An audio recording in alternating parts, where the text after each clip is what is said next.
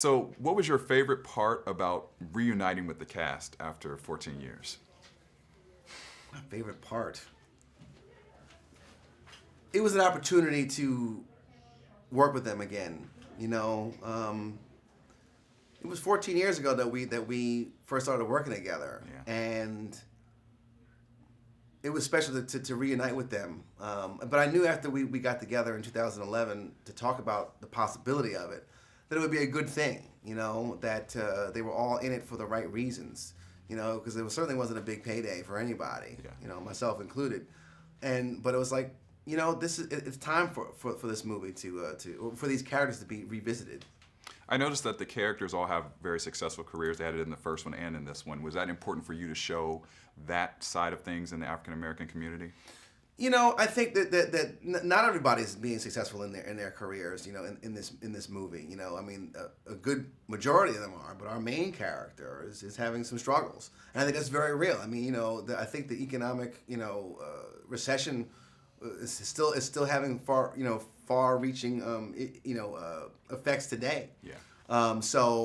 And that coupled with the things that Harper's going through in his personal and professional life, I think it's very real. And I think, yes, it is very important to see African American people on screen who are not just aspiring to be athletes or entertainers. Yeah.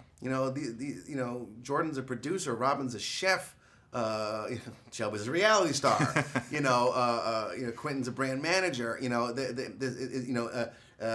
Merch and Candy are educators. Yeah. These are all things that we should be aspiring to. Education was like the thing that the black community was all about. That was what you needed, and still what you need today.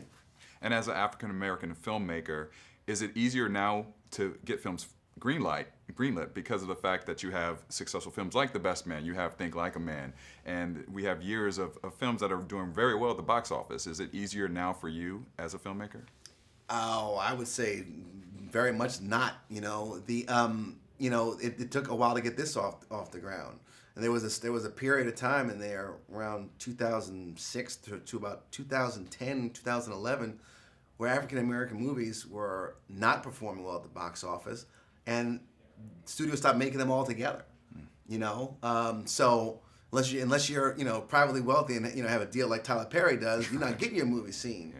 Yeah. So it wasn't until movies like Jump in the Broom broke through in 2011 and showed the audiences and the studios, hey, there's a hunger for to see black people doing great things on screen and romanticizing and having sex and